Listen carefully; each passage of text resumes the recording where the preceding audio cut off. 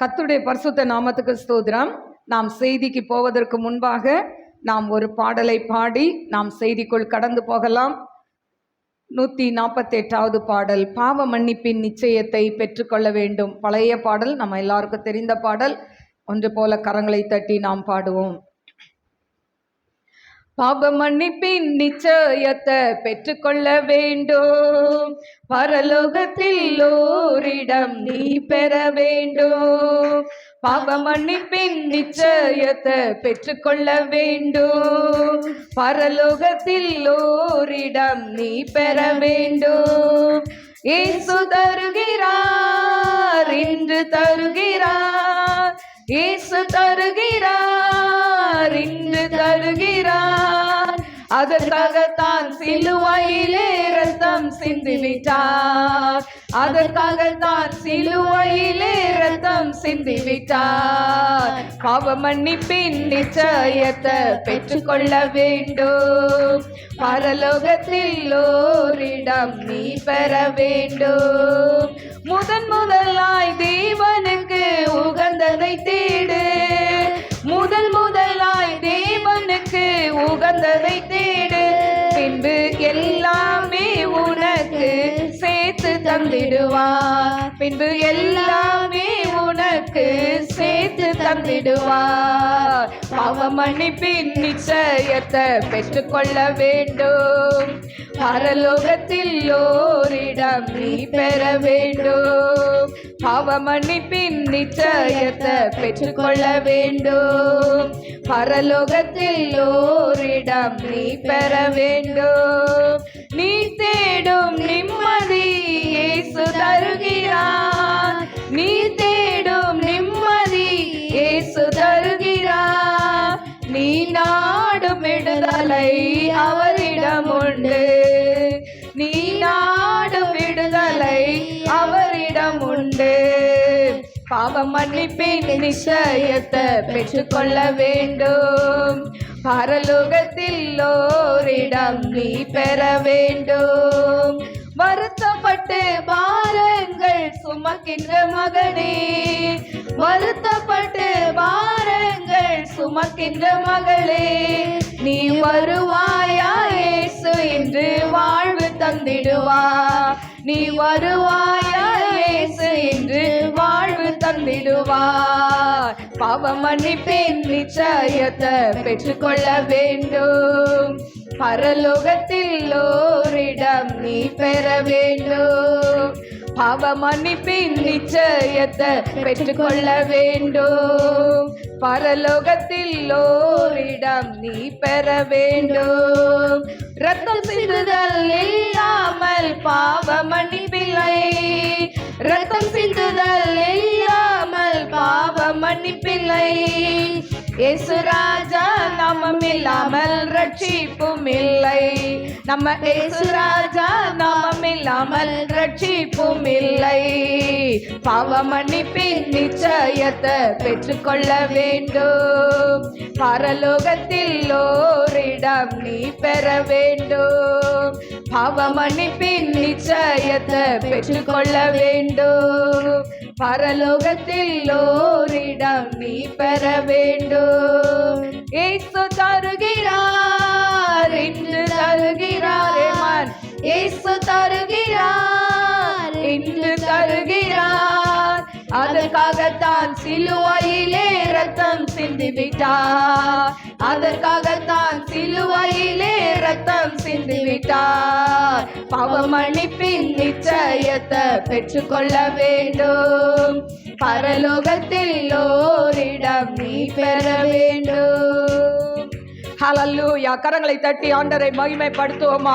பாவ மன்னிப்பின் நிச்சயத்தை பெற்றுக்கொள்ள வேண்டும், பரலோகத்தில் நம்ம எல்லாருக்கும் ஒரு இடம் வேண்டும். ஹல்லேலூயா. என கருமையான தெய்வ பிள்ளைகளே, இந்த பூலோகத்தில் வாழ்கிற நாட்கள் மிக குறுகின நாட்கள். ஆண்டவர் நம்ம எல்லாருக்கும் ஒரு ஆயுசு நாட்களை வைத்திருக்கிறார். ஆனால் அதற்கு மிஞ்சி நாம் இந்த உலகத்தில் வாழ முடியாது. ஆனாலும் என கருமையான தெய்வ பிள்ளைகளே, இந்த பூலோகத்தில் நாம் கண்ணை மூடுவோம் என்று சொன்னால் தேவனுடைய சந்நிதியில் நாம் கண்களை திறக்க வேண்டும். நம் ஆத்துமா அவரிடத்தில் கடந்து போக வேண்டும். அவரிடத்தில் நம் ஆத்துமா கடந்து போக வேண்டும் என்று சொன்னால் நாம் ஆண்டவரை சொந்த இரட்சகராய் ஏற்றுக்கொள்வது மட்டுமல்ல, அவருடைய வார்த்தைகளுக்கு முற்றிலுமாய் நாம் கீழ்ப்படிய வேண்டும். ஹல்லேலூயா, ஹல்லேலூயா. என கருமையான தெய்வ பிள்ளைகளே, நம்முடைய பாவங்களை தேவ சமூகத்தில் அறிக்கையிட வேண்டும். ரீபா காரா தீமாரா கரபா.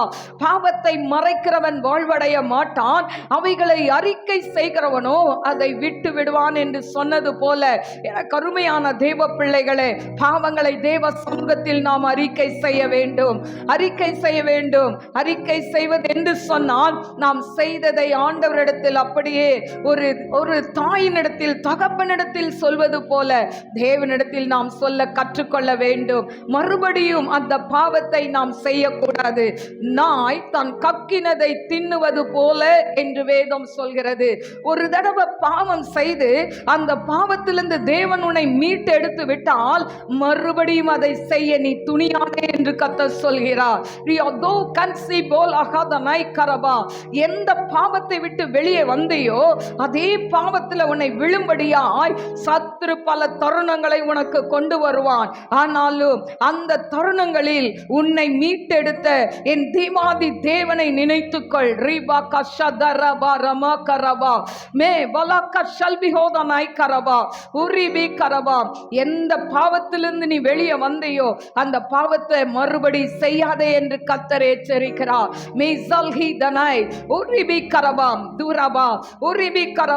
இந்த உலகத்தோடு நம் வாழ்க்கை முடிவதில்லை. கிறிஸ்தவ வாழ்க்கை என்பது நம் மரணத்துக்கு பின்பாக தான் ஒரு வாழ்க்கையை ஆரம்பிக்க போகிறோம். ஹல்லேலூயா. தேவன் இது நமக்கு ஈவாக கொடுத்த அதாவது ஜீவன் நமக்கு கொடுத்தது. என கருமையான தெய்வ பிள்ளைகளே, இந்த உலகத்தில் வாழ்வதற்கு மனிதன் தனிமையா இருப்பது நல்லதல்லன்னு சொல்லி ஏற்ற துணையை கொடுத்தார். துணையை கொடுத்தது மட்டுமல்ல, பிள்ளைகளை கொடுத்தார். என கருமையான தெய்வ பிள்ளைகளே, இப்படியாய் தேவன் குடும்பத்தை அவர் பல்லுகி பெருக செய்த தேவன். ஓரா ஷில்பிஹோதா நாய்கரபா. ஆனால் மனுகுலம் இன்றைக்கு என்ன செய்து கொண்டிருக்கு? தேவனுக்கு நன்றி சொல்ல வேண்டிய சமுதாயம் தேவனை இன்றைக்கு தூஷித்து அவமதித்து அன்றைக்கு 2000 ஆண்டுகளுக்கு முன்பாக யூதர்கள் சிலுவையில் அவரை அறைந்தது போல இன்றைக்கு பாவங்களை செய்து தங்கள் கரங்களால் சிலுவையில் அறைந்து கொண்டிருக்கிறோமே. எனக்கு அருமையான தேவ பிள்ளையே, நீ எந்த இடத்தில் நின்று கொண்டிருக்கிறாய்? எந்த இடத்தில் நின்று கொண்டிருக்கிறாய்? நீ விட்டு வந்த எகிப்தை திரும்பி பார்க்காதே. நீ விட்டு வந்த விக்கிரக ஆராதனையை திரும்பி பார்க்காதே. நீ விட்டு வந்த குடியை திரும்பி பார்க்காதே. நீ விட்டு வந்த போதை காரியங்களை திரும்பி பார்க்காதே.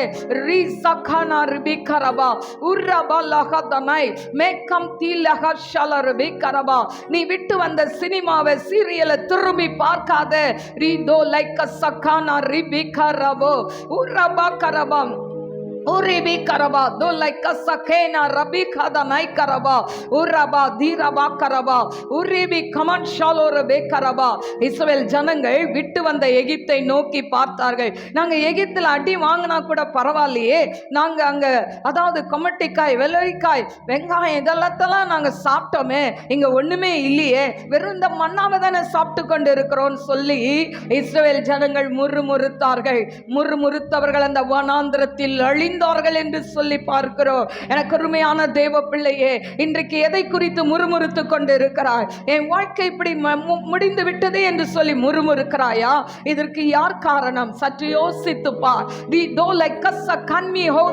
வாலிப பிள்ளையே, ஊரா பாக்கரபா தீரபா ஊரா பாக்கரபா தீனமா கரபா ஊரபா உரிபி கரபா. என் வாழ்க்கை இப்படி மாறினதுக்கு யார் காரணம் என்று சொல்லி ஆண்டவர் சமூகத்தில் கதறியே. கண்ணீருக்கு பதில் உண்டு, நிச்சயமாய் முடிவு உண்டு. ஊரா பாக்கரபா தீரபா. முந்தினவைகளை நினைக்காதே, பூர்வமானதை சிந்திக்காதே, நான் உனக்கு புதிய காரியத்தை செய்வேன் என்று கர்த்தர் சொல்கிறார். அதுவும் இன்றைக்கே செய்வேன் என்று சொல்கிறார். உன் வாழ்க்கையை கர்த்தருக்கு ஒப்பு கொடுப்பாயா? உன்னுடைய இருதயத்தை கர்த்தருக்கு ஒப்பு கொடுப்பாயா? கர்த்தர் உன்கிட்ட உன் பணத்தை கேட்கல, உன் ஆஸ்தியை கேட்கல, ஊரா பாக்கரபா உன் பொன்னையும் பொருளையும் கேட்கல, உன் நகையை கேட்கல. அவர் உன்னிடத்தில் என்னிடத்தில் கேட்டதெல்லாம் ஒன்னே ஒன்று. ஹல்லேலூயா, ஹல்லேலூயா. ஓ தேங்க்யூ மாஸ்டர். ஹல்லேலூயா, ஹல்லேலூயா. இறங்குங்கப்பா. நல்ல ஆண்டவர்கிட்ட இன்னும் எதெல்லாம் சரண்டர் பண்ணலையோ, எதெல்லாம் வைத்து கொண்டு இருக்கிறீங்களோ, இது கொஞ்ச நாளைக்கு இது வேணும், எனக்கு கொஞ்ச நாளைக்கு இந்த இதை விட முடியாது, அதனால கொஞ்ச நாளைக்கு வேணும்னு சொல்லி வச்சிட்டு இருக்கிறீங்களோ, இன்னைக்கு ஆண்டவர் சமூகத்தில் சொல்லுங்க, அப்பா இந்த இடத்துக்கு வந்திருக்கிறேன் அப்பா, என் பாவத்தெல்லாம் முழுமையாய் ஆண்டவரை தூக்கி எறிங்கப்பா. ஆண்டவர்கிட்ட கேட்குறீங்களா? பர்திமுக்குருடன் ஆண்டவர்கிட்ட வரும்பொழுது அவன் குருட்டு வஸ்திரத்தை தூக்கி விசிறினானே, ஏன் தெரியுமா? மறுபடியும் எனக்கு இந்த குருட்டு வஸ்திரம் தேவையில்லை, இன்னைக்கு பாவத்தை தண்ணியை போல பருகி கொண்டு மறுபடியும் எனக்கு இது தேவைப்பட்டா எடுத்துக்குவேன்னு சொல்லாதபடி, ஆண்டவரே இனி செத்தாலும் நான் அந்த பாவத்தை செய்ய மாட்டேன். ஆண்டவர்கிட்ட நம்ம ஒரு உடன்படிக்கை பண்ணுவோமா? ஆண்டவர்கிட்ட சொல்லுவோமா? ஹல்லேலூயா. ஆண்டவரே எனக்கு பலன் தாங்கப்பா, கடைசி வரைக்கும் நான் பரிசுத்தமாய் வாழணும், ஆண்டவரே எனக்கு பலன் தாங்கன்னு சொல்லி ஆண்டவர்கிட்ட கேட்போமா? எனக்கு அருமையான தெய்வ பிள்ளையே, என்னைக்கோ ரட்சிக்கப்பட்டேன்னு சொல்லாத, நீ ரட்சிக்கப்பட்ட ஆரம்ப நாட்களை பார். இன்னைக்கு நீ எந்த நிலையில் நிற்கிறாய், எந்த இடத்துல விழுந்து கிடக்கிற, அந்த இடத்தை விட்டு எழும்பு என்று கர்த்தர் சொல்கிறார். உன் ஜெப வாழ்க்கை, உன் வேத வாசிப்பு, உன்னுடைய அர்ப்பணிப்பு, உன்னுடைய உபவாசம் எங்கேன்னு கர்த்தர் கேட்கிறார். இதெல்லாம் விட்டு எத்தனையோ வருடங்கள் மாதங்கள் கடந்து போகிறது. இன்றைக்கு ஒரு விஷயம் உன்னை அர்ப்பணிப்பா என்று சொன்னார், கர்த்தர் உனக்கு சமாதானத்தை கொடுக்க அவர் வல்லவராய் இருக்கிறார். ஹல்லேலூயா. நீ தேடும் நிம்மதி இயேசு தருகிறார், நீ தேடும் நிம்மதி இயேசு தருகிறார், நீ நாடும் விடுதலை அவரிடம் உண்டு, நீ நாடும் விடுதலை அவரிடம் உண்டு. பாவ மன்னிப்பின் நிச்சயத்தை பெற்றுக்கொள்ள வேண்டும், பரலோகத்தில் ஓரிடம் நீ பெற வேண்டும். பாவ மன்னிப்பின் நிச்சயத்தை பெற்றுக்கொள்ள வேண்டும், பரலோகத்தில் ஓரிடம் நீ பெற வேண்டும். ஹல்லேலூயா, ஹல்லேலூயா. பரலோகத்துக்கு நம்ம போகணும்னா இன்னைக்கு பாவ மன்னிப்பின் நிச்சயத்தை நம் ஒவ்வொருத்தரும் பெற்றுக்கொண்டுதான் ஆக வேண்டும். ஹல்லேலூயா. ஒருவேளை நான் 5 வருஷத்துக்கு முன்னால ரட்சிக்கப்பட்டேன், 10 வருஷத்துக்கு முன்னால ரட்சிக்கப்பட்டேன் அப்படின்னு சொல்லி பெருமை பாராட்ட இடமே இல்லை. இன்னைக்கு எந்த சூழ்நிலையில நிக்கிறீங்கன்னு பாருங்க. ஹல்லேலூயா.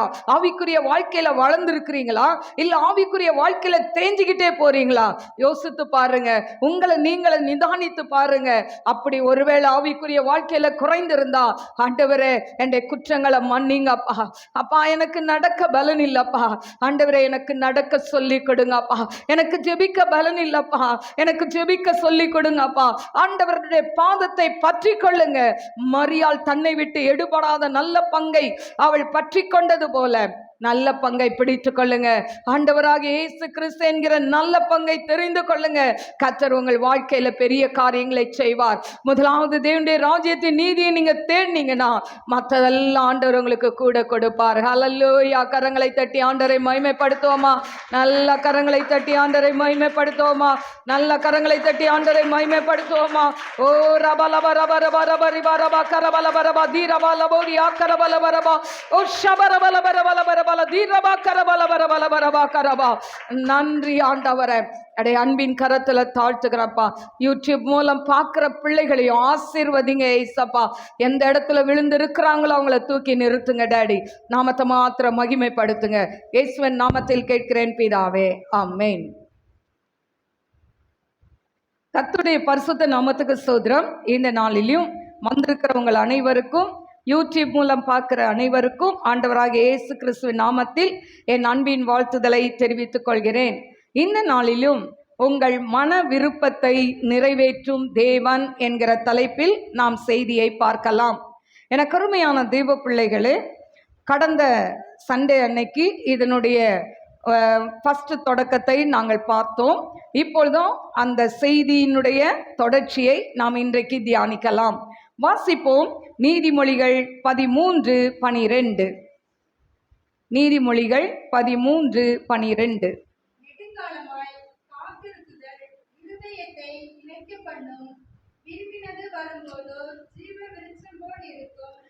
நெடுங்காலமாய் காத்திருக்குதல் இருதயத்தை இளைக்க பண்ணும், விரும்பினது வரும் பொழுதோ ஜீவ விருட்சம் போல் இருக்கும் அப்படின்னு சொல்லப்பட்டிருக்கு.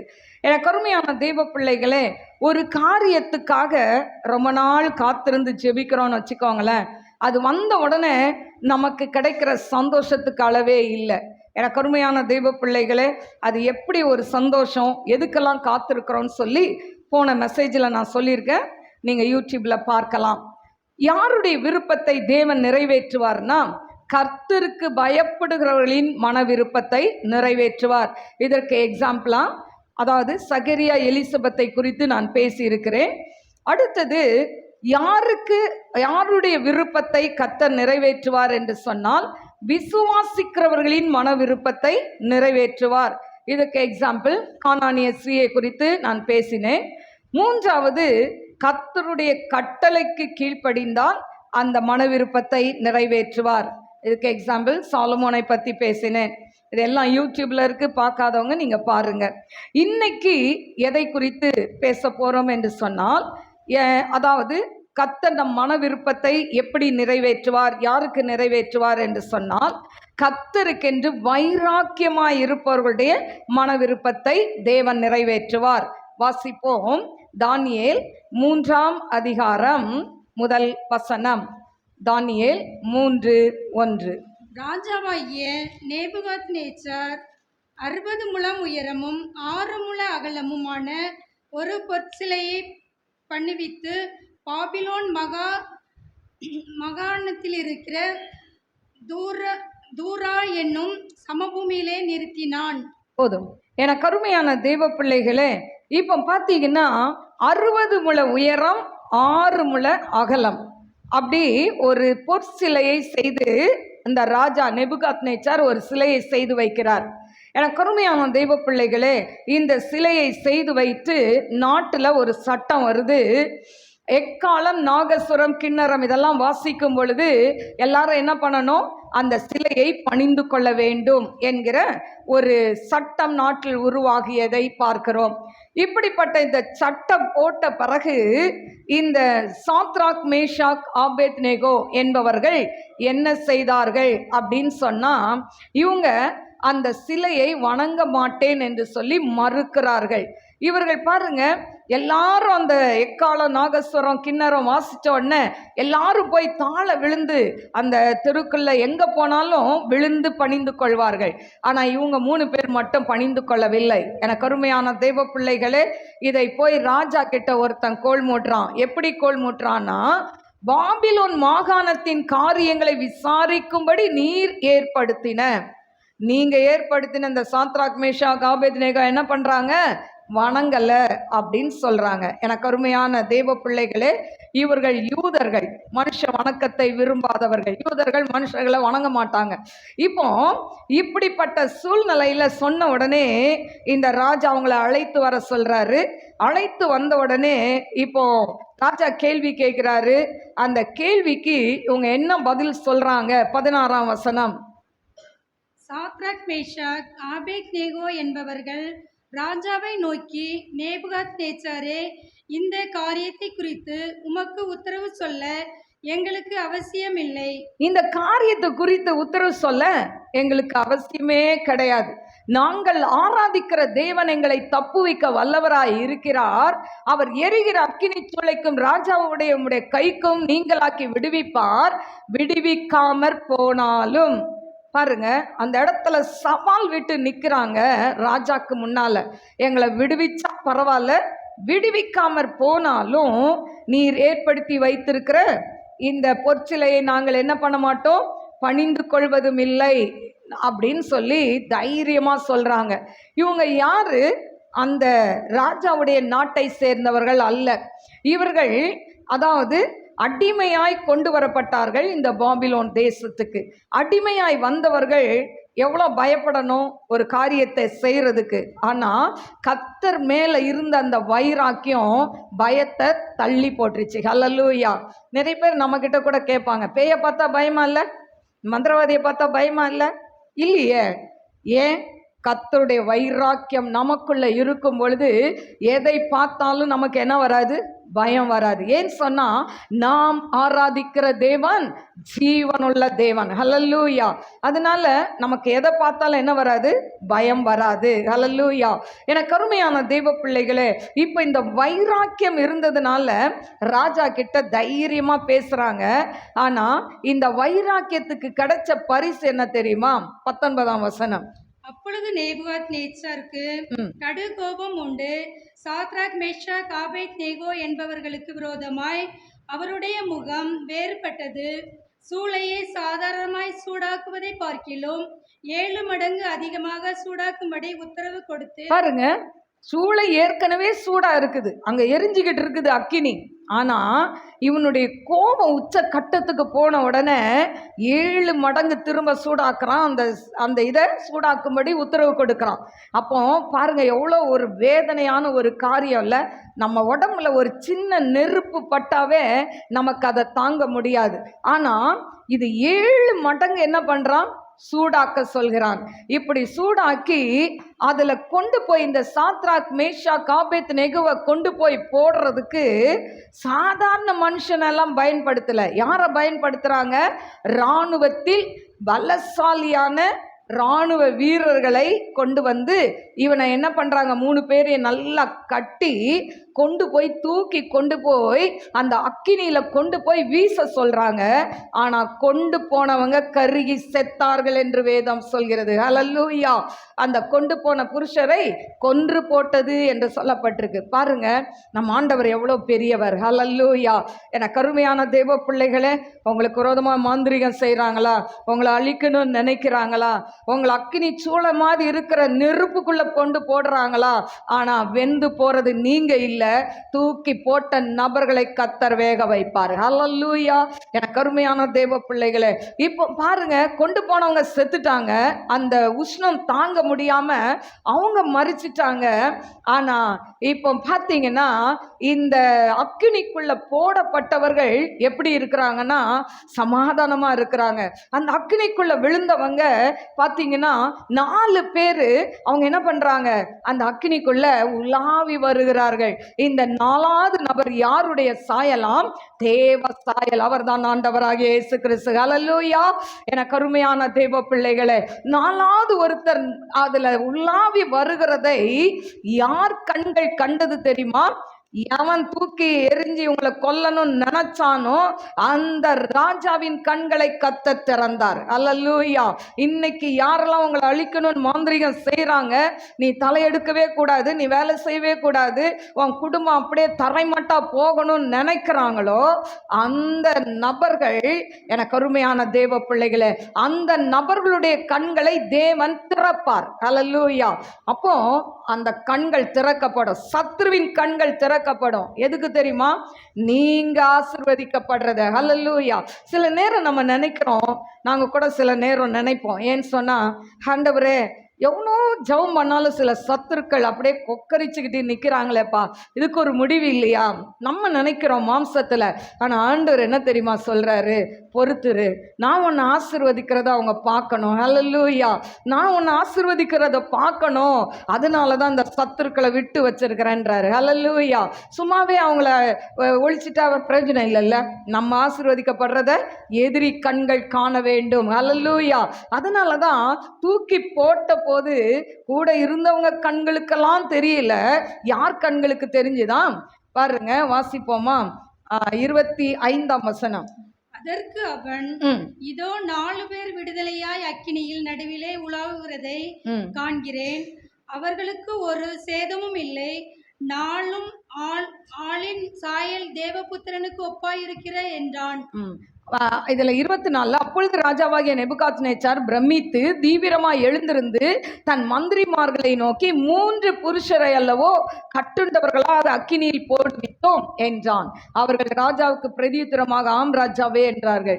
3 பேரெல்லாம் போட்டோம், 4 பேர் இருக்கிறாங்களே, நாம் ஆச்சரியப்படுறான், பிரமிக்கிறான். எனக்கு அருமையான தேவ பிள்ளைகளே, இப்படி இருக்கும்போது அவன் அந்த எரிகிற அக்கினி சூளையின் நடுவில் வந்துட்டு அதுவரைக்கும் அவர்களை சாத்ராக் மேஷாக் ஆபேத்நேகோவை வாய்க்கு வந்தபடியெல்லாம் திட்டினவன் இப்ப எப்படி சொல்றானா, உன்னதமான தேவனுடைய தாசராகிய சாத்ராக் மேஷாக் ஆபேத்நேகோ என்பவர்களே, அவ்வளவு மரியாதையா கூப்பிடுறான். ஏன் தெரியுமா? ஆண்டவர் அந்த அக்கினி சூளைக்கு அவர்களை தப்புவித்தார். ஹல்லேலூயா. என கருமையான தேவ பிள்ளைகளை, சில நேர சத்துருக்களை ஏன் தெரியுமா வளர விடுகிறார்? ஏன் சொன்னா, இந்த சத்துருக்களை வளர விடுறதுக்கு காரணம்னா, ஒரு காலகட்டத்தில் அவங்க மனம் திரும்ப வேண்டும் என்று கர்த்தர் விரும்புகிறார். மனம் திரும்புறதுக்கு பல தருணங்களை கர்த்தர் கொடுத்துக்கிட்டே வரார். ஆனா மனம் திரும்பாத பட்சத்துல அவர் பட்டயத்தை கருக்காக்குவார். ஹல்லேலூயா. என கருமையான தேவ பிள்ளைகளே, அதனால இப்ப பாத்தீங்கன்னா, இவன் இப்படி வந்து கூப்பிட்டு இவங்களை வெளியே வர சொல்லி அவங்கள பத்தி நல்லா அப்ரிஷியேட் பண்றான். இவங்க வந்து ராஜாவை மதிக்கல, ஆனா அவங்க ஆண்டவரை நம்பி ராஜாவின் வார்த்தையை தள்ளுனதுனால இவர்கள் இந்த அக்கினி சூளையில காக்கப்பட்டாங்க. அதனால இவங்க ஆராதிக்கிற தேவன் தான் ஜீவனுள்ள தேவன் என்று சொல்லி அந்த இடத்துல என்ன பண்றான்? அவன் சாட்சி சொல்கிறதை பார்க்கிறோம். 29ஆம் வசனம். ஆதலால் சாத்ராக் மேஷாக் ஆபேத்நேகோ என்பவர்களுடைய தேவனுக்கு விரோதமாக தூசண வார்த்தையை சொல்லுகிற எந்த ஜனத்தாலும், எந்த ஜாதியாலும், எந்த பாசைக்காரராலும் துண்டிக்கப்படுவான், அவன் வீடு எருக்களமாக்கப்படும் என்று என் தேவனாலே தீர்மானிக்கப்படுகிறது. இவ்விதமாய் ரட்சிக்கத்தக்க தேவன் வேறொருவன் இல்லை என்றான். என கருமையான தேவ பிள்ளைகளை பாருங்க, ஒரு புறஜாதியான நேபுகாத்நேச்சார் அவன் அற்புதத்தை கண்கூட பார்க்கிறான். எரிகிற அக்கினி சூளைக்குள்ள விழுந்தவர்களை தேவன் எப்படி காப்பாற்றினார் என்று பார்க்கிறான். அதை பார்த்த உடனே அவனால் என்ன பண்ண முடியல? அவன் மனதை இன்னும் கல்லாக்க முடியல. அவன் ஆண்டவருக்கு தன்னை அர்ப்பணிக்கிறதை பார்க்கிறோம். ஹல்லேலூயா. நாட்டின் சட்டத்தையே மாற்றி விட்டான். ஹல்லேலூயா. ஒரு சிலையை செய்து இதை தான் வணங்கணும்னு சொன்னவன் இப்போ இவர்கள் தேவன் தான் உண்மையுள்ள தேவன், இவர்களை தான் ஆராதிக்க வேண்டும், இல்லைன்னா ஒவ்வொருத்தன் வீடும் எருக்களமாய் மாற்றப்படும் என்று சொல்லி நாட்டில் சட்டத்தை வைத்தது மட்டுமல்ல, இந்த 3 பேரையும் பாபிலோன் தேசத்துல அவன் உயர்ந்த போஸ்டிங்ல வைத்தான். அல்லேலூயா. என கருமையான தேவ பிள்ளைகளே, கர்த்தருக்கென்று வைராக்கியமாய் இருந்தால் தேவன் நம் மன விருப்பத்தை நிறைவேற்றுவார். அல்லேலூயா. சும்மாலாம் நம்ம கேட்டதெல்லாம் கொடுக்க மாட்டார். நம்ம எவ்வளவுக்கு எவ்வளவு தேவனுக்கு உண்மையா இருக்கிறோமோ, எவ்வளவுக்கு எவ்வளவு அவரை நேசிக்கிறோமோ, அந்த அளவுக்கு நம்முடைய மன விருப்பத்தை தேவன் நிறைவேற்றுவார். அல்லேலூயா. அதனால வாலிப பிள்ளைகள் லவ் பண்ணிட்டு அது நல்லா எனக்கு கைக்கூடி வரணும், நான் லவ் பண்ற அதாவது அந்த பொண்ணு பையன் இல்லாட்டா அவங்கள திருமணம் பண்ணணும், இதெல்லாம் கேட்டால் ஆண்டவர் என்ன பண்ண மாட்டாரு? ஓகே சொல்லவே மாட்டார். அதுக்கு ஆண்டவர் என்ன பண்ண மாட்டாரு? அந்த ஜெபத்தை கேட்கவும் மாட்டார். ஹல்லேலூயா. என கருமையான தெய்வ பிள்ளைகளே, 2வது பார்த்தீங்கன்னா, இப்போ அதாவது கர்த்தரை நம்புகிறவர்களின் மன விருப்பத்தை தேவன் நிறைவேற்றுவார். நம்பணும். போன தடவை சொன்ன விசுவாசிக்கணும். விசுவாசம் என்பது அதாவது காணக்கூடாதவர்களின் நிச்சயமாயிருக்கு. உன்னை பார்க்கவே இல்லை ஆனா விசுவாசிக்கிறது. அதுதான் ஆபிரகாம் குழந்தையே இல்லை ஆனா ஆண்டவர் குழந்தையை தருவேன்றாரு, விசுவாசிக்கிறான். ஆனா இது நம்பணும் அப்படின்னு சொன்னா, நம்ம வீட்டில் நம்ம கையில் பணம்லாம் இருக்கு, இந்த பணம் இந்த மாதம் முழுவதுக்கும் போதும்ன்றது நம்பிக்கை. அல்லேலூயா. ஒண்ணுமே இல்லாம ஆண்டவரே இந்த மாசம் ஃபுல்லா எங்களை வழி நடத்துங்கன்னு சொல்றது விசுவாசம். இப்போ நம்பிக்கை வைக்கிறவர்களுடைய மன விருப்பத்தை தேவன் நிறைவேற்றுவார். அதாவது எப்படிப்பட்ட சூழ்நிலையில் நம்பிக்கை வைக்கணும்னா, நாம் கஷ்டத்தின் மத்தியில், பாடுகளின் மத்தியில், துன்பத்தின் மத்தியில், வேதனையின் மத்தியில், கண்ணீரின் மத்தியில், இழப்பின் மத்தியில் நம்ம என்ன பண்ணணும்? நம்பணும். அது முடியுமாங்க? நிச்சயமா முடியாது. அல்லேலூயா. நம்ம நல்லா இருக்கும்போது ஆண்டவரை நம்புவோம் இல்ல, நல்லா இருக்கும்போது ஆண்டவரை பாடி துதிப்போம், நல்லா இருக்கும்போது ஜெபம் பண்ணுவோம். ஆனா நம்ம சரீரத்துல ஒரு வியாதி வந்துருச்சுன்னா நம்மளால துதிக்க முடியுமா? ஜெபிக்க முடியுமா? ஆண்டவரை நம்ப முடியுமா? நான் ஆண்டவரை நம்பினேனே, ஆலயத்துக்கு போனேனே, எனக்கு ஒன்றும் கிடைக்கலையே அப்படின்னு தான் சொல்லி நம்ம பேசுவோம். ஆனால் இந்த கஷ்டத்தின் மத்தியில், பாடுகளின் மத்தியில் தேவனை உறுதியாய் நம்பின ஒரு நபரை நான் உங்களுக்கு சொல்ல விரும்புகிறேன். அதுக்கு முன்பாக மத்தேயு 16:24 வாசிப்போம். மத்தேயு 16:24.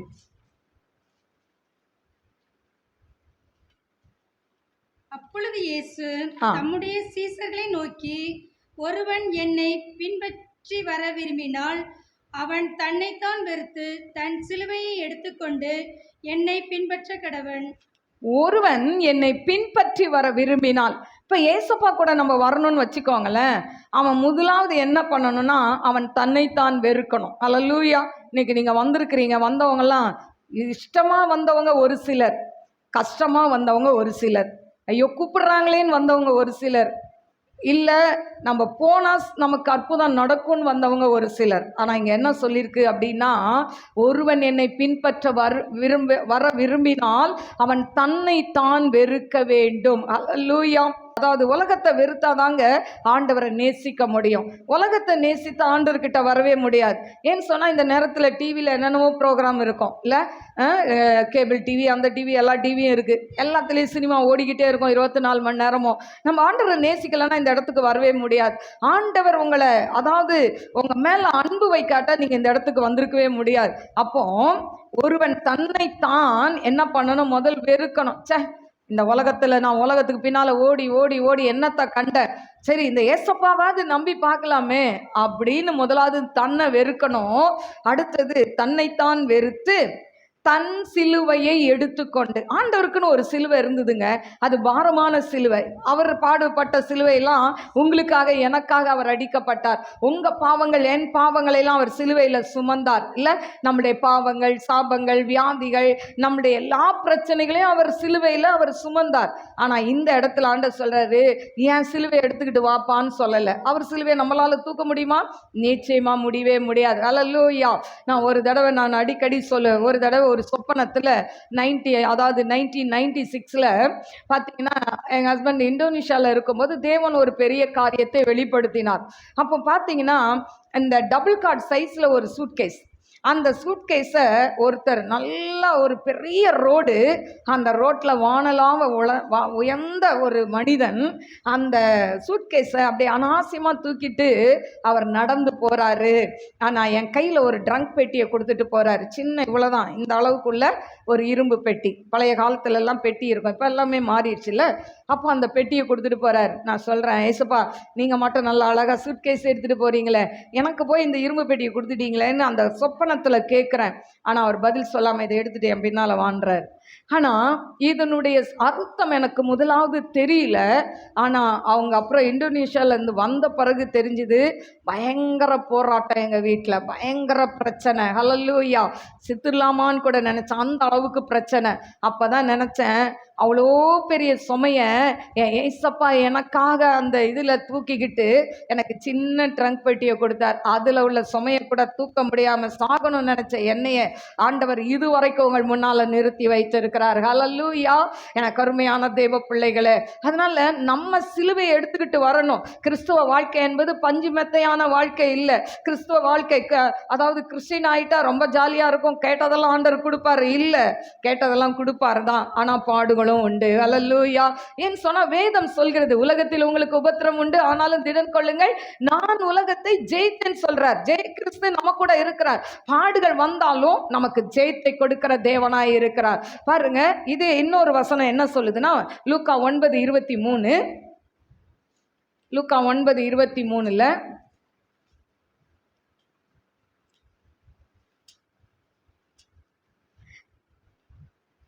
பின்பு அவர் எல்லாரையும் நோக்கி, ஒருவன் என் பிதாவே என் பின்னே வர விரும்பினால் அவன் தன்னைத்தான் வெறுத்து தன் சிலுவையை அனுதினமும் எடுத்துக்கொண்டு என்னை பின்பற்ற கடவன்.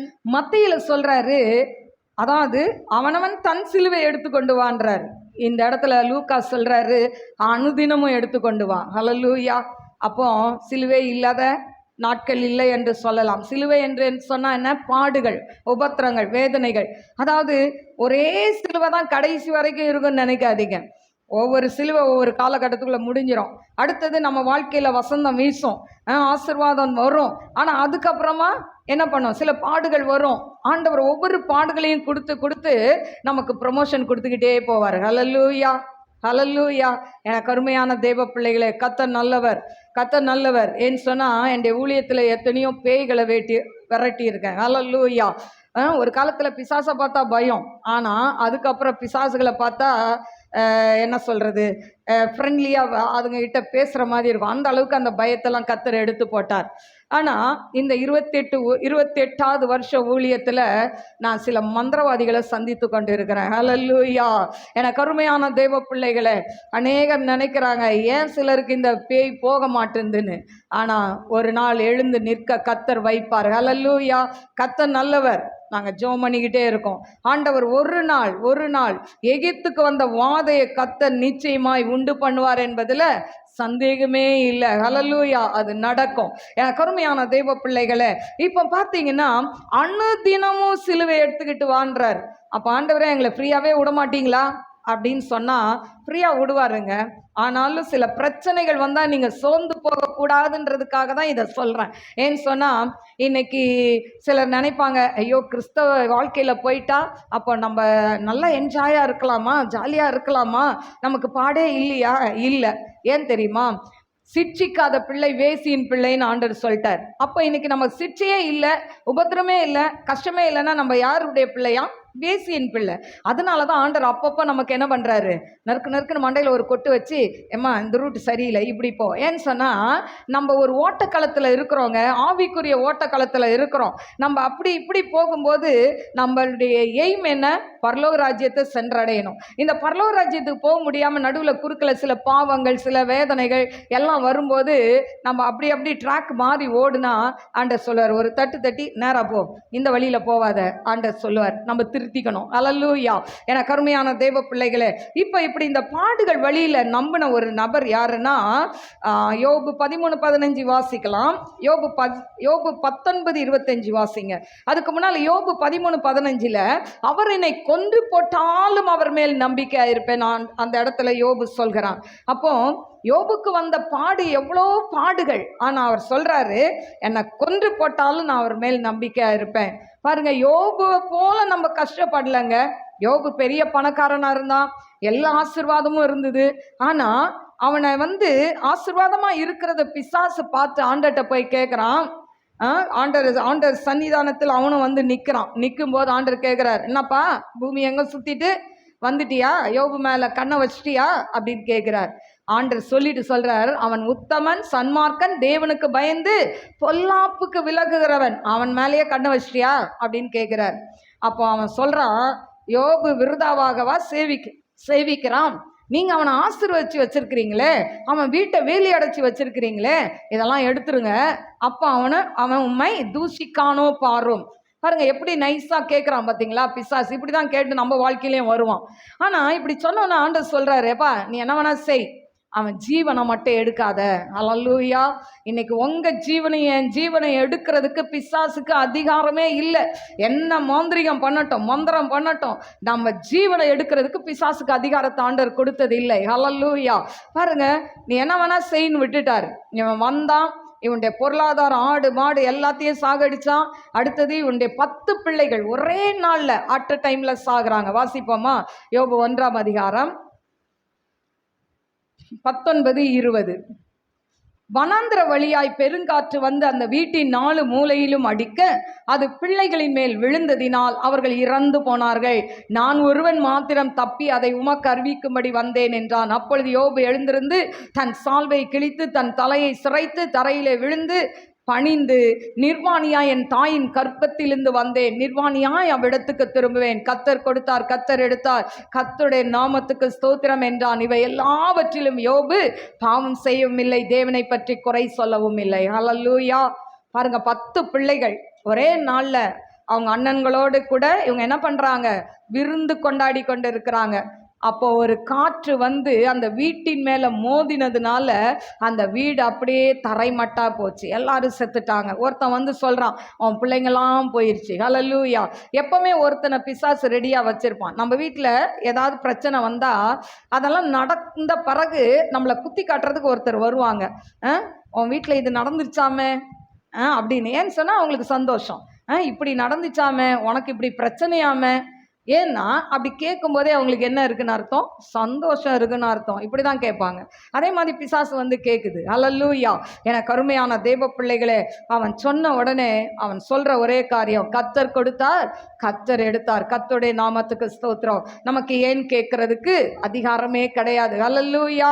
என கருமையான தேவ பிள்ளைகளே, இப்படிப்பட்ட சூழ்நிலையில பார்த்தீங்கன்னா அடுத்தது அவன் எப்படி நம்பிக்கை வைக்கிறான்னா, அடுத்த அதிகாரத்தில் பார்த்தீங்கன்னா அவன் வந்து தன்னுடைய சரீரத்தில் அவன் எல்லாத்தையும் இழந்து போகிறான். நல்லா அதாவது எரிபந்தமான கொப்பளம் ஓட்டை வைத்து சொரிந்து கொண்டு இருக்கிறான். ரத்தமும் சீலம் அதுலேருந்து வடியுது. அந்த சூழ்நிலையிலையும் தம் மனைவி, நேசித்த மனைவி சொல்றா, இன்னுமா நீர் உத்தமத்தில் இருக்கிறீர், ஜீவனை அதாவது தேவனை தூஷித்து ஜீவனை விடும். இன்னைக்கு கூட நம்மளை பார்த்து நிறைய பேர் சொல்லுவாங்க, சில வியாதியில் இருக்கிறோன்னு வச்சுக்கோங்களேன், எப்படா சாவ தூக்கி போட்டுட்டு இடம் காலி ஆகுமே அப்படின்னு எதிர்பார்க்குறவங்க இருக்கிறாங்க. அதுவும் வேற யாரும் இல்லைங்க, நம்ம கூட பிறந்தவங்க தான். அல்லேலூயா. ஏன்னா கருமையான தெய்வ பிள்ளைகள், ஏன்னா வேதம் சொல்கிறது உன் வீட்டாரே சத்துரு, உன் கூட பிறந்தவங்க அண்ணன் தம்பி. இன்னைக்கு அப்படி தானே மாந்திரிகம் செய்கிறாங்க. அண்ணன் நல்லா இருக்கக்கூடாது, தம்பி நல்லா இருக்கக்கூடாது, அக்கா நல்லா இருக்கக்கூடாது, அந்த குடும்பத்தை அழிக்கணும்னு மாந்திரிகம் செஞ்சிட்டு இருக்கிறாங்க. அப்போ எப்படா சாவ அந்த இடம் எனக்கு வந்துடும், எப்போ சாவ உன் பங்கு எனக்கு வந்துடும். இன்றைக்கு அப்படி தான் காத்திருக்கிறார்கள் என கருமையான தெய்வ பிள்ளைகளே. அதனால மனைவி சொல்கிறா, இன்னுமா நீ உயிரோட இருக்கிற, நீ ஆண்டவரை நம்பினிய, என்ன நடந்தது, அவரை திட்டிட்டு செத்துப்போ அப்படின்றா. இப்படி ஒரு பக்கம், நண்பர்கள் ஒரு பக்கம், அவனுடைய வேலைக்காரர்கள் ஒரு பக்கம், எல்லா சூழ்நிலையிலையும் அவன் எல்லாரும் வெறுத்து ஒதுக்குறாங்க. யாருமே அவனுக்கு மரியாதை செலுத்தலை, அவனை அப்படியே ஓரம் கட்டிட்டாங்க. ஒரு காலத்தில் அவன் வாழ்ந்திருந்தான்ல, அவன் செல்வந்தனா இருந்தான்ல, அப்போ எத்தனை வேலைக்காரன் எழுந்து நின்று சல்யூட் அடிச்சிருப்பான். அவன் ரோட்டில் போனால் வாலிபர்கள் எழுந்து நிற்பாங்களாம், அந்த அளவுக்கு மரியாதை. ஆனால் இன்னைக்கு எல்லாமே போய் உருக்குலைந்து உட்கார்ந்துருக்கும் போது அவனை பார்க்குறவங்க, அவன் எப்படா சாவான், ஏன்னா எலும்பும் தோலுமா இருந்தான்னு சொல்லப்பட்டிருக்கு. எப்போ சாவான் எடுத்து போட்டுட்டு வேலையை பார்க்கலாம். இன்னைக்கு அப்படி தான் நிறைய பேர் இருப்பாங்க. ஏன்னா சிலர் பெட் ரிட்டன் ஆகிட்டா எப்படா சாவாங்க, எப்படா சாவாங்கன்னு காத்துட்டே இருப்பாங்க தூக்கி போடுறதுக்கு. எனக்கு அருமையான தேவ பிள்ளைகளே, அந்த ஒரு சூழ்நிலையில் யோபு இருந்த போது கூட அவன் நம்பிக்கையாய் ஒரு வார்த்தையை சொல்கிறான். யோபு 19:25.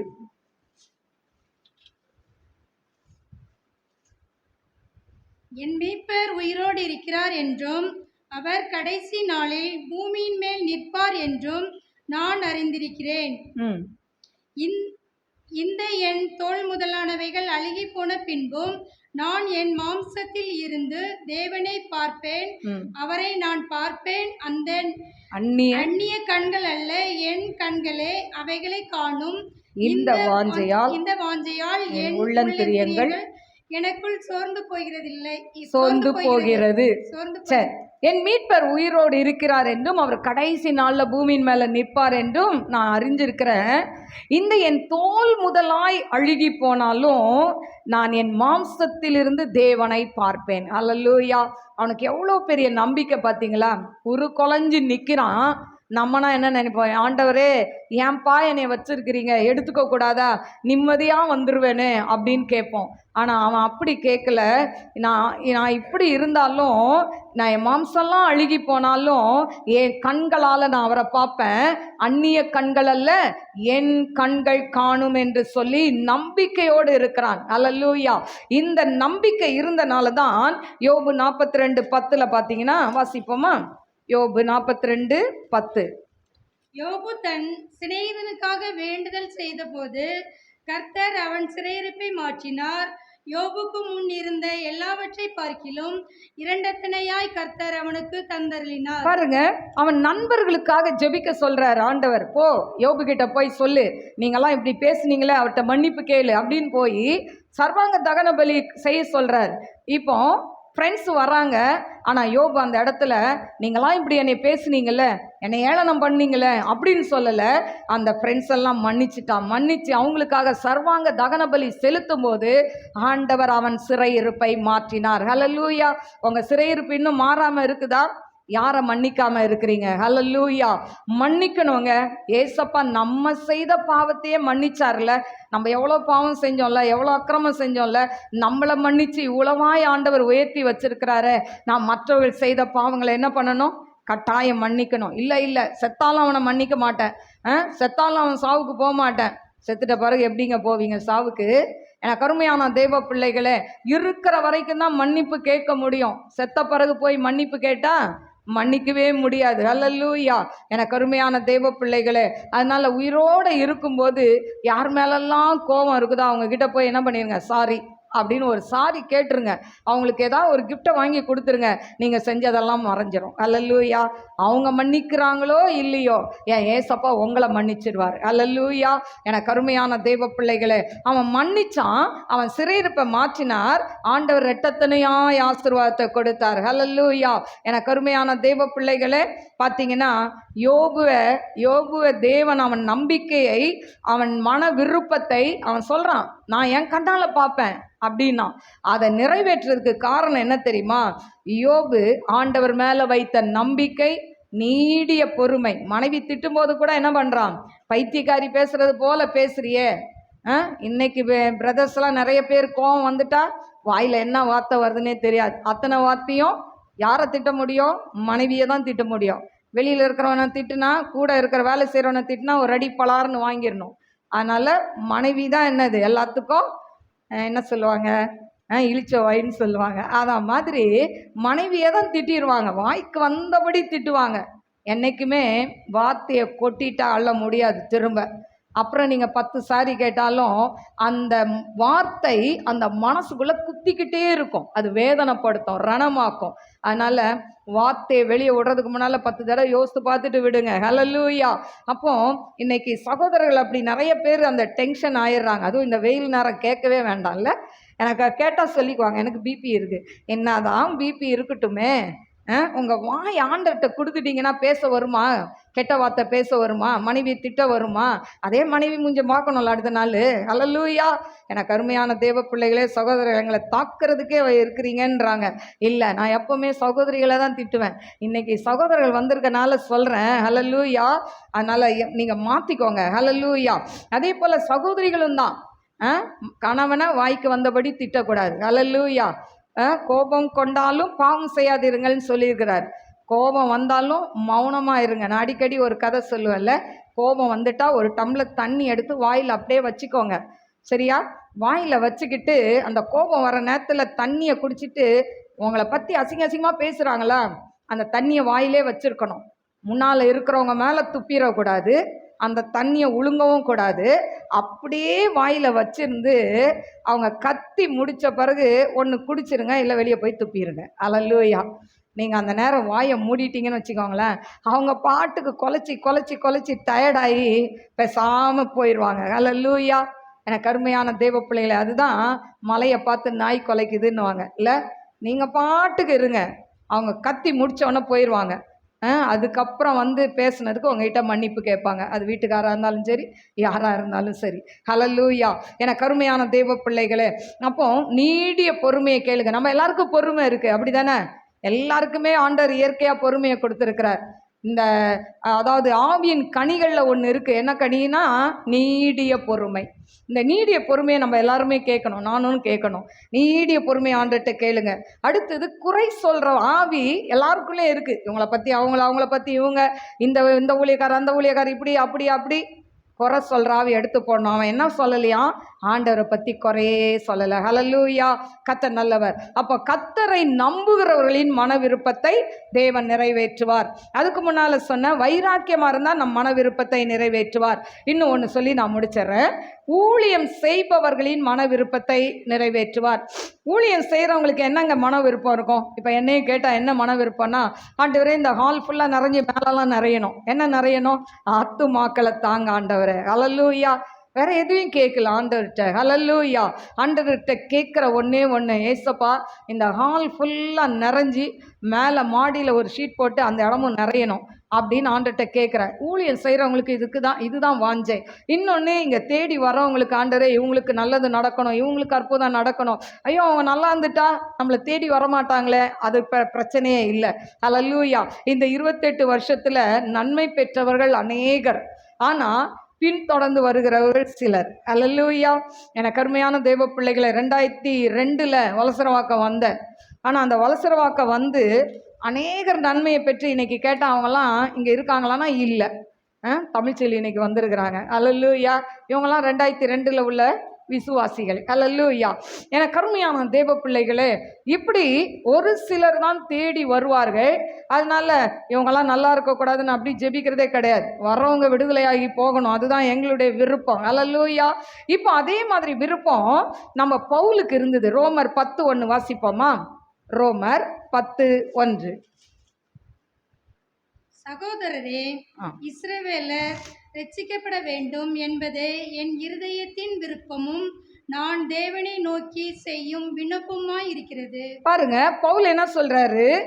இஸ்ரவேலர்கள் ரட்சிக்கப்பட வேண்டும் என்பதே என் விருப்பம், என் இருதயத்தின் விருப்பம். ஹல்லேலூயா. என்னுடைய விண்ணப்பமாய் இருக்கிறது. ஹல்லேலூயா. என்னுடைய விண்ணப்பம் என்னன்னா, ஆண்டவரே இந்த பூந்தமல்லி பகுதி ரட்சிக்கப்படணும். ஹல்லேலூயா. இந்த இடத்துக்கு வர சொன்னவரே ஆண்டவர் தான். நீ பூந்தமல்லிக்கு போன்னு சொன்னவர் அவர் தான். அதுக்கு பிறகுதான் இங்கே வீடு வாங்கி வந்தோம். ஸோ அதனால இங்கே இருக்கிற ஜனங்கள் என்ன பண்ணணும்? ரட்சிக்கப்படணும். ஹல்லேலூயா.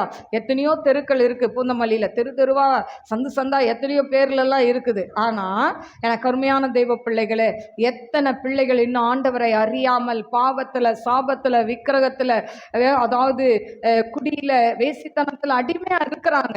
அப்போ இவங்களுக்கெல்லாம் சத்தியம் போகணுமே எனக்கு அருமையான தெய்வ பிள்ளைகளே. அதனால் என்னுடைய ஜெபம், ஆண்டவரே இந்த அதாவது இந்த இடத்துல ஆண்டவரே நீங்கள் அற்புதம் செய்யணும். இங்கே வர ஜனங்களை என்ன பண்ணணும்? நீங்கள் ரட்சிக்கணும். இந்த பூந்தமல்லியில் இருக்கிற ஜனங்கள் ரட்சிக்கப்படணும். இதுதான் என்னுடைய மன விருப்பம். ஹல்லேலூயா. எனக்கு அருமையான தேவ பிள்ளைகளை, இப்படி அவன் ஜெபித்தாலும், அவன் மன விருப்பம் இப்படி இருந்தாலும், ஊழியத்தில் பார்த்தீங்கன்னா பல பாடுகள் வரும், பல நிந்தைகள் வரும், அவமானங்கள் வரும். பார்த்தீங்கன்னா இவங்களுக்கு நிறைய பாடுகளை இவன் பட்டான். அதில் ஒன்று மட்டும் நான் சொல்ல விரும்புகிறேன். அப்போஸ்தலர் 16:16. அப்போஸ்தலர் 16:16. நாங்கள் ஜெபம் பண்ணுகிற இடத்துக்கு போகையில் குறி சொல்ல ஏவுகிற ஆவியை கொண்டிருந்த குறி சொல்லுகிறதினாலே தன் எஜமானுக்கு மிகுந்த ஆதாயத்தை உண்டாக்கின ஒரு பெண் எங்களுக்கு எதிர்பட்டாள். அவள் பவுலையும் எங்களையும் பின்தொடர்ந்து வந்து, இந்த மனுஷர் உன்னதமான தேவனுடைய ஊழியக்காரர், ரட்சிப்பின் வழியை நமக்கு அறிவிக்கிறவர்கள் என்று சத்தமிட்டாள். இதில் பார்த்தீங்கன்னா பவுலும் சீலாவும் ஊழியத்துக்கு போயிட்டு இருக்காங்க. பவுலும் சீலாவும், நான் அடிக்கடி சொல்லுவேன், ஹஸ்பண்ட் அண்ட் ஒய்ஃப் இல்லை, இவங்க 2 பேருமே ஆண்கள் தான், பவுலும் சீலாவும். இப்போ இவங்க 2 பேரும் ஊழியத்துக்கு போகிறாங்க. அங்கே ஒரு குறி சொல்கிற பொம்பளை இருக்கிறா. அவள் சொல்கிறா, இவங்க உன்னதமான தேவனுடைய மனுஷர், இவங்க ரட்சிப்பை சொல்கிறவங்க அப்படின்னு சொல்லும்போது, இந்த பவுலுக்கு என்னென்னா, ஒரு பிசாசு நம்மளை பற்றி என்ன பண்ணக்கூடாது? சாட்சி கொடுக்கக்கூடாது. இந்த வைராக்கியத்தில் என்ன சொல்றாரு? இந்த குறி சொல்ற ஆவி இவளை விட்டு போகட்டும் அப்படின்னு சொன்ன உடனே இந்த குறி சொல்ற ஆவி போயிடுச்சு. இந்த குறி சொல்ற ஆவி போன உடனே இந்த குறி சொல்ற அம்மாவை வச்சு சம்பாதித்த ஒரு கூட்டம் அங்கே இருந்தது. அவங்கெல்லாம் என்ன பண்றாங்க? இப்போ அவங்களுக்கு ரொம்ப கோபம் வருது. ஏன்னா அது உள்ள ஆவி இல்லையே, எப்படி குறி சொல்லும்? போன உடனே கோபப்பட்டு என்ன பண்றாங்க? இந்த பவுலையும் சீலாவையும் அவங்க அடிச்சு துன்புறுத்தி சிலுவையில் என்ன பண்றாங்க? அந்த சிறைச்சாலையில் அவங்க காலையும் கையும் தொழுமரத்தில் கட்டி வச்சுட்டாங்களாம். பாருங்க, இப்படி கட்டி வச்ச உடனே நடு ராத்திரியில என்ன நடக்குது? 16:25. நடு ராத்திரியிலே பவுலும் சீலாவும் ஜெபம் பண்ணி தேவனை துதித்து பாடினார்கள். காவலில் வைக்கப்பட்டவர்கள் அதை கேட்டுக்கொண்டிருந்தார்கள். பாருங்க, நடு ராத்திரியில இந்த பவுலும் சீலாவும் என்ன பண்றாங்களாம்? துதித்து பாடுகிறார்கள். எப்படிங்க துதிக்க முடியும்? எப்படி பாட்டு வரும்? கையும் காலும் தொழுமரத்துல கட்டப்பட்ட சூழ்நிலை இருக்குது. நம்ம சரீரத்தில் ஏதாவது ஒரு பார்ட்ஸில் ஒரு பலவீனம் வந்துட்டா நம்மளால் சரியாக ஜெபிக்க முடியாது, துதிக்க முடியாது. பலவீனம் நம்மளை அதிகமாய் நம்மளை தாக்கும். ஆனால் இவங்க கையும் காலும் கட்டப்பட்ட சூழ்நிலையில் ஆண்டவரை பாடி துதிக்கிறார்களாம். இப்படி துதித்த உடனே அந்த சிறைச்சாலையின் அஸ்திபாரம் அசைந்தது. ஹல்லேலூயா.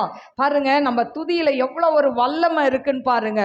அதனால தான் நம்ம என்ன பண்ணுறோம்? பாட்டு பாடி நம்ம ஆண்டவரை ஆராதித்து கொண்டு இருக்கிறோம். அப்போ இது துதிச்ச உடனே சிறைச்சாலை அஸ்திபாரம் அசைகிறது. அவங்க கையில் காலில் கட்டின சங்கிலி எல்லாம் அருந்து போகுது.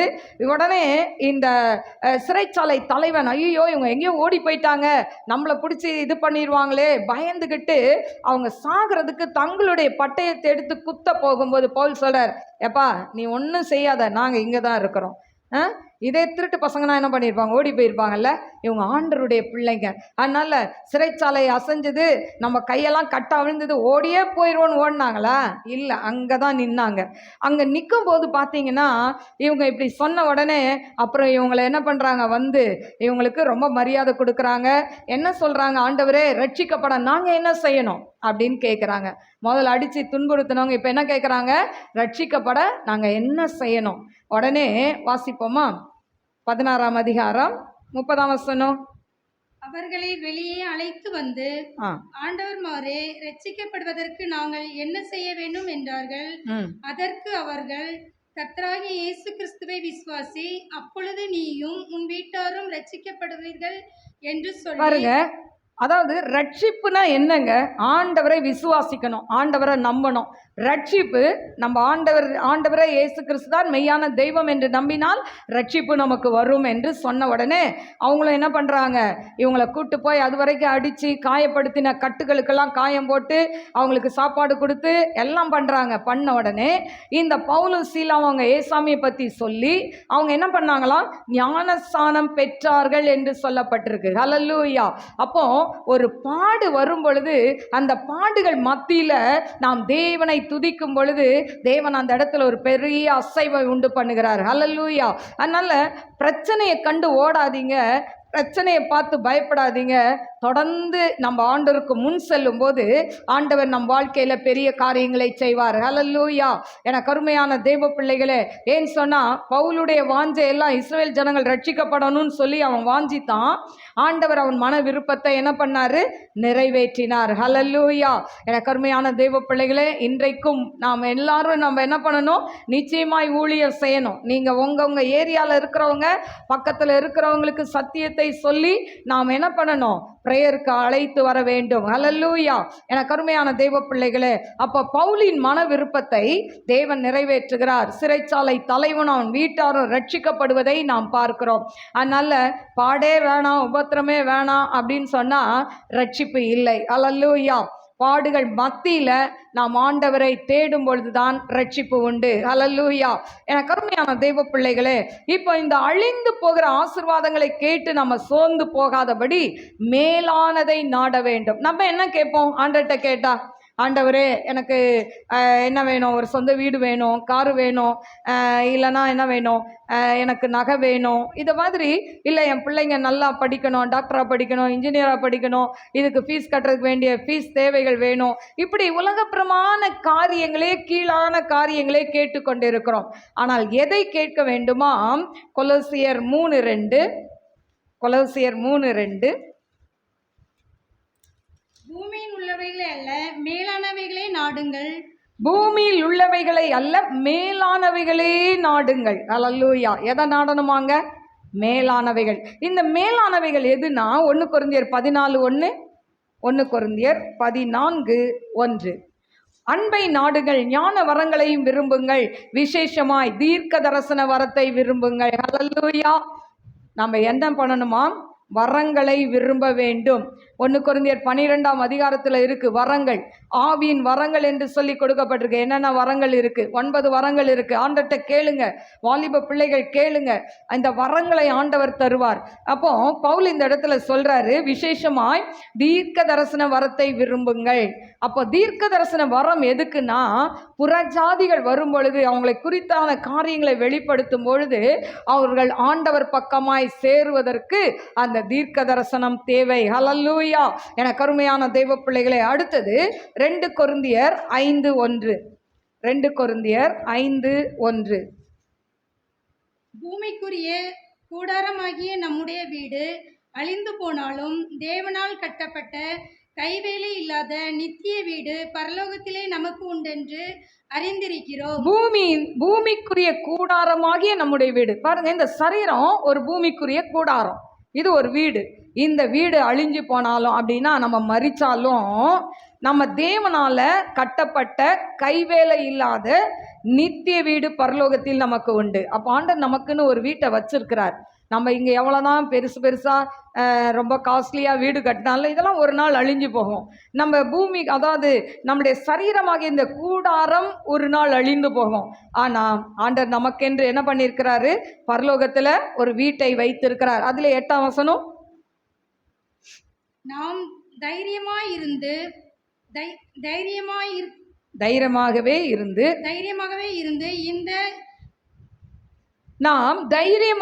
இருந்து இந்த தேகத்தை விட்டு குடி போகவும் கர்த்தரிடத்தில் குடியிருக்கவும் அதிகமாய் விரும்புகிறோம். இந்த தேகத்தை விட்டு, இந்த சரீரத்தை விட்டு, எனக்கு அருமையான தேவ பிள்ளைகளே, நம்ம எங்க போகணுமா? கர்த்தரிடத்தில் குடியிருக்க அதிகமாய் விரும்புகிறோன்னு பவுல் சொல்றார். அவர் சொல்றார், நான் உயிரோடு இருந்தால் உங்களுக்கு சந்தோஷம், நான் செத்தனா எனக்கு சந்தோஷம். ஏன்? பரலோகத்தில் நான் ஆண்டவரை துதிப்பேன் என்று சொல்லி. ஹல்லேலூயா. எனக்கு அருமையான தேவ பிள்ளைகளே, இப்படி மேலானதை நாம் நாட வேண்டும். எபிரேயர் 11:16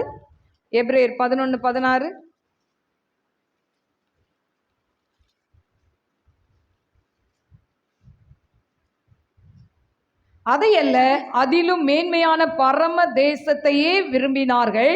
ஆகையால் தேவன் அவர்களுடைய தேவன் எனப்பட வெட்கப்படுகிறதில்லை, அவர்களுக்கு ஒரு நகரத்தை ஆயத்தம் பண்ணினாரே. அல்லேலூயா. அதாவது நம்முடைய முன்னோர்கள் ஆபிரகாம், அதாவது யாக்கோபு, ஈசாக்கு, இந்த மாதிரி இவர்கள்லாம் எதை நாடினார்களாம்? விசுவாசத்தை வைத்து முன்னிட்டு போய் அவர்கள் மேன்மையான பரம தேசத்தையே விரும்பினார்கள், அதாவது பரலோகத்தை விரும்பினார்கள் என்று சொல்லப்பட்டிருக்கு. அப்போ பரலோகத்துக்கு போகணும்னா இந்த பூமியில இருக்கும்போதே ஆண்டவருக்கு பிரியமாய் நாம் வாழ வேண்டும். வெளிப்படுத்தல் 2:7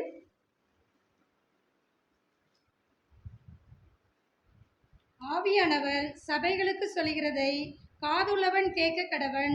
ஜெயங்கொள்ளுகிறவன் எவனோ அவனுக்கு தேவனுடைய பரதீசின் மத்தியில் இருந்து ஜீவ விருட்சத்தின் கனியை புசிக்க கொடுப்பேன் என்றெழுந்து. பாருங்க, ஜீவ விருட்சத்தின் கனியை புசிக்க கொடுப்பேன். பரலோகத்துல ஆண்டவர் என்ன பண்றாரு? ஏதேன் தோட்டத்தில் அடைத்த அந்த விருட்சத்தின் கனி பரதீசின் மத்தியில் இருக்கிற, அப்ப இளைப்பாறுதல் ஸ்தலத்துல இருக்கு, அந்த இருக்கிற அந்த ஜீவ விருட்சத்தின் கனியை புசிக்க கொடுப்பேன்னு சொல்றார். யாருக்கு கொடுப்பாராம்? ஜெயம் கொள்கிறவன் எவனோ. அப்ப இன்னைக்கு இந்த உலகத்துல வாழும் பொழுது நாம் பாவத்துக்கு மற்ற காரியங்களுக்கு விலகி நாம் ஜெயம் கொண்டு வாழும்போது ஆண்டவர் நமக்கு என்ன கொடுப்பாராம்? இந்த ஜீவ விருட்சத்தின் கனியை கொடுப்பாராம். ஹல்லேலூயா. இன்னைக்கும் நெடுநாளாய் ஏதோ காரியத்துக்காய் நீங்க காத்திருக்கலாம், ஆனா ஆண்டவர் அந்த காரியத்தை உங்களுக்கு வாய்க்க செய்வார். கண்களை மூடி நாம் ஜெபிப்போம். ஸ்தோத்திரிக்கிறேன் ஆண்டவரே, மகா பரிசுத்தமுள்ள நல்ல தகப்பனே, உமக்கு கோடி கோடி ஸ்தோத்திரங்களை ஏறெடுக்கிறேன் ஆண்டவரே. அன்பின் தேவனே, நன்றியோடு ஸ்துதிக்கிற ஸ்தோத்திரிக்கிற ராஜா. நெடுநாள் காத்திருப்பது இருதயத்தை இழைக்க பண்ணும், விரும்பினது வரும்பொழுது ஜீவ விருட்சம் என்று சொன்னீங்கப்பா. உம்முடைய பிள்ளைகள் ஆண்டவரே அப்பா தகப்பனே படிப்புக்காக காத்திருக்கலாம், வேலைக்காக காத்திருக்கலாம், ப்ரமோஷனுக்காக காத்திருக்கலாம், திருமணத்துக்காக காத்திருக்கலாம் ஆண்டவரே. உமக்கு ஸ்தோத்திரிக்கிற துதிக்கிற அவங்க வாழ்க்கையில ஆண்டவரே சரீர சுகத்துக்காய் காத்திருக்கலாம் ஆண்டவரே அப்பா தகப்பனே, அற்புதங்களுக்காய் காத்திருக்கலாம். எதற்கு காத்திருக்கிறார்களோ ஆண்டவரே நீங்க அந்த காரியங்களை வாய்க்க செய்வீராக டாடி. அவங்க மன விருப்பத்தை நிறைவேற்றுவீராக daddy. I come and she'll be home the நை கபூரி அந்தரால பேக்கரபா ஓரா பாக்கரபா தீனமாக்கரபா. நீண்ட நாள் நீ போராடி கொண்டிருக்கிற போராட்டத்தில் தேவன் வெற்றியை கொடுக்க போகிறார். ரீபா கஷ தர போலார பேக்கரபா ஓரிபி கமூரி அந்தரால பேக்கரபா ஓரிபி கரபா தீனமாக்கரபா ஊரபா. இந்த நாளில் வந்திருக்கிற உங்க ஒவ்வொருத்தருடைய மன விருப்பத்தையும் கர்த்தர் நிறைவேற்ற வல்லவராய் இருக்கிறார். இதை யூடியூப் மூலம் பார்க்கிற பிள்ளைகளுடைய மன விருப்பத்தையும் கர்த்தர் நிறைவேற்ற வல்லவராய் இருக்கிறார். யாருடைய காரியங்களை நிறைவேற்றுவார் என்று சொல்லி நாம் தியானித்தோம். என கருமையான தேவ பிள்ளைகளே, நீ கர்த்தருக்கென்று வைராக்கியமாய் வாழும் பொழுது, கர்த்தருக்கென்று பாடுகளை சகிக்கும் பொழுது, கர்த்தருக்கென்று ஊழியம் செய்யும் பொழுது கர்த்தர் உன்னுடைய காரியத்தின் உன் மன விருப்பத்தை அவர் நிறைவேற்ற வல்லவராய் இருக்கிறார். நன்றி ஆண்டவரே. வந்த ஒவ்வொரு பிள்ளைகளை ஆசீர்வதிங்க, நாம மகிமைப்படட்டும். இயேசுவின் நாமத்தில் கேட்கிறேன் பிதாவே, ஆமென். God bless you. God bless you.